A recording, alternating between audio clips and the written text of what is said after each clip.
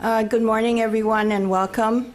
I'm going to give a little read-through speech that is part of the tradition of the National Research Council, so I hope that you will bear with me. It's sort of the ground rules for the day.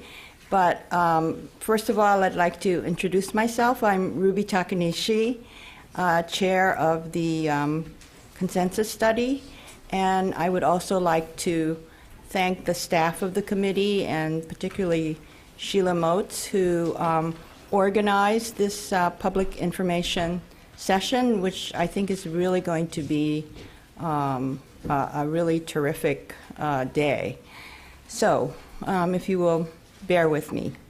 As chair of this consensus study and of this public session, I would like to welcome everyone, including those who are participating through the webcast.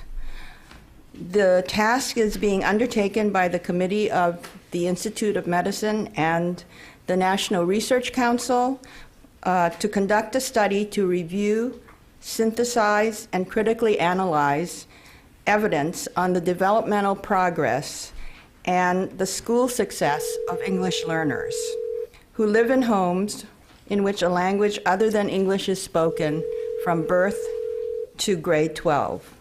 You will find a committee roster and biographies in your meeting materials, and I hope you will use those because I'm not going to make extensive introductions of members of our committee who will be moderating our panel.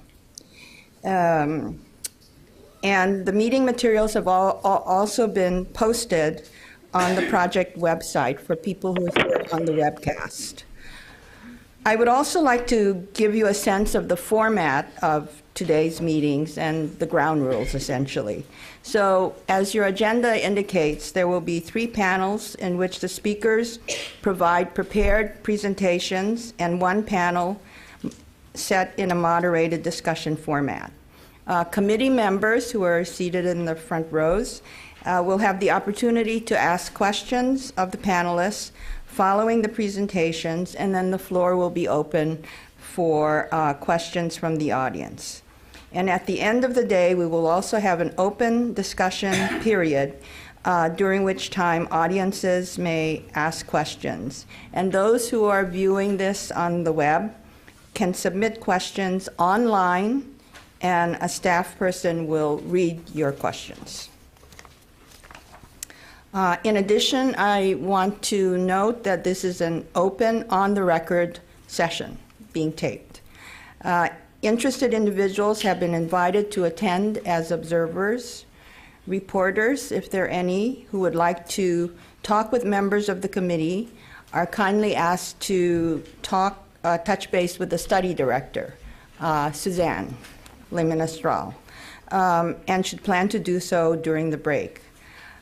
If there is something you want to be sure is brought to the attention of the committee for their consideration, written input and suggested resources are welcome at any time during the course of the study.